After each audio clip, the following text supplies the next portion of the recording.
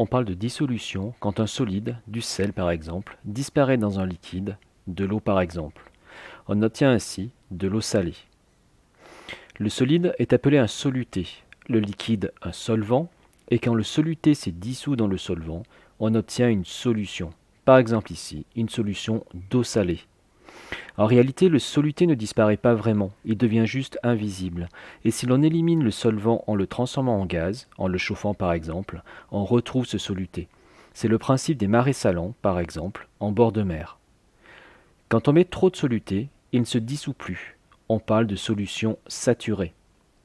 La partie suivante va vous expliquer ce qui se passe au niveau de la matière.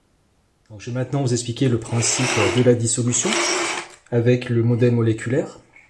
Donc des petites remarques quand même sur cette représentation. Donc bien sûr, vous avez déjà vu que normalement un atome est représenté par une sphère. Là j'utilise le jeu de Lego parce que c'est pratique et puis assez ludique. Mais bien sûr, voilà, il faut imaginer que normalement ce sont des sphères qui sont attachées entre guillemets les unes aux autres. De la même façon, je n'ai pas respecté le code des couleurs, c'est-à-dire que normalement ici, dans la molécule d'eau, H2O, on a deux hydrogènes qui sont censés être blancs et un oxygène qui est censé être rouge. Ça ne change rien pour l'explication, donc voilà, du coup, on va pas se préoccuper des couleurs. Donc l'idée en fait, c'est toujours pareil, il faut imaginer en fait que dans un liquide, les molécules sont, donc on a des liens qui sont forts à l'intérieur d'une molécule entre les atomes, et entre les molécules, on a des liens un petit peu plus faibles, hein, que je symbolise souvent par des petits morceaux de scotch comme ceci. Il faut imaginer que dans un liquide, les molécules bougent sans arrêt, les unes par rapport aux autres, qu'elles peuvent se détacher d'une molécule pour venir s'attacher sur une autre. Et en fait, on a un mouvement comme ça, en permanence, de toutes nos molécules. Donc si on s'intéresse au sel, c'est un petit peu le même principe, c'est-à-dire qu'on a là aussi, entre les particules qui constituent le sel, sont des particules qui font à peu près la taille des atomes, on a aussi des liens qui sont assez faibles, que j'ai représentés là aussi par des petits morceaux de scotch. Ce qui va se passer, c'est quand on va mettre le sel à l'intérieur de l'eau, donc notre sel, c'est un assemblage comme ça, donc là bien sûr il n'y a que 4 particules, mais il faut imaginer qu'il y a des milliards de particules, et là aussi il faut imaginer qu'il y a des milliards de molécules d'eau tout autour. Et ce qui va se passer simplement, c'est que comme ces molécules ici d'eau sont en mouvement en permanence autour en fait de ces particules-là, les molécules vont venir attraper ici, elles vont venir se fixer par un lien assez faible, je pourrais, voilà, c'est pas très rapide, mais je pourrais symboliser ça, représenter ça par un petit lien comme ça qui se fait avec un petit morceau de scotch, et elles vont venir arracher comme ça une petite particule. Et comme elles bougent, elles vont l'entraîner un peu plus loin. Et chacune en fait des molécules va faire ça. Donc chacune va venir attraper un petit morceau, comme ceci, de mon sel. Et tout ça va se disperser. Donc elles continuent de bouger, et tout ça va se disperser à l'intérieur de l'eau. Ça permet de comprendre plusieurs choses. Ça permet de comprendre pourquoi le sel disparaît. En fait, au départ, il faut imaginer que notre sel, ne serait-ce qu'un tout petit grain de sel, ce sont des milliards et des milliards de petites particules comme celle-ci, qui sont attachées les unes aux autres. Une particule toute seule, c'est à peu près 0,1 milliardième de mètre. Autant dire qu'une particule toute seule est totalement invisible. Quand on a un grain de sel, c'est un tas de ces particules qui est fait avec des milliards en fait de particules. Donc c'est un petit peu comme si on pose un petit grain de sable à 10 mètres de nous, on ne le verra pas. Par contre, si vous mettez des milliards et des milliards de grains de sable ensemble, ça va faire un tas de sable que vous verrez.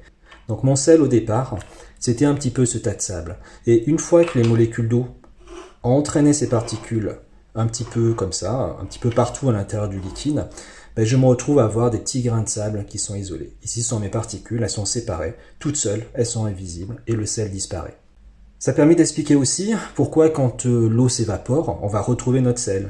Si les molécules d'eau s'évaporent, à nouveau en fait, les petits grains qui constituent en fait mon sel vont pouvoir en fait se rapprocher, s'attirer à nouveau et se relier à nouveau. Et on va retrouver notre sel à la fin.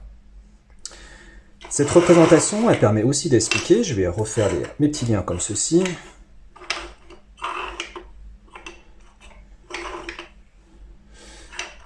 Donc cette représentation, elle permet aussi d'expliquer pourquoi à partir d'une certaine quantité de sel, on ne va plus réussir à le dissoudre. C'est-à-dire qu'en fait, on voit bien ici que le nombre de molécules disponibles pour venir attraper mes petites particules de sel est devenu de plus en plus limité. J'en ai plus qu'une en fait qui est disponible. Donc si je remets du sel à l'intérieur, effectivement cette molécule va pouvoir en entraîner va pouvoir entraîner une particule de sel, mais il va en rester. Et si j'en rajoute encore, j'ai plus du tout de molécules qui vont pouvoir entraîner ces petites particules de sel. Du coup, elles vont rester ensemble et elles vont tomber au fond de l'eau. On dit dans ce cas-là que la solution est saturée. Pour dessiner cette modélisation, on peut représenter les particules comme on le souhaite. On veillera juste à donner la bonne représentation pour l'eau et on se souviendra que les atomes sont en réalité de forme sphérique. Le soluté est un tas de particules attachées les unes aux autres. Le solvant est un ensemble de molécules légèrement liées les unes aux autres mais qui se déplacent en permanence. On ne mettra pas de flèche ici pour montrer le mouvement afin de ne pas surcharger le schéma, mais n'oubliez pas que les particules ne sont pas figées. Dans la solution, les particules de soluté ont été entraînées par les molécules de solvant et sont donc dispersées dans celui-ci. On le représente donc comme ceci. Si la solution est saturée, il n'y a plus assez de molécules de solvant pour entraîner les particules de soluté, et le soluté reste donc au fond du solvant s'il est plus lourd que celui-ci. La représentation est ici générale, mais il faudra bien sûr préciser le nom du soluté, du solvant, quand cela sera possible.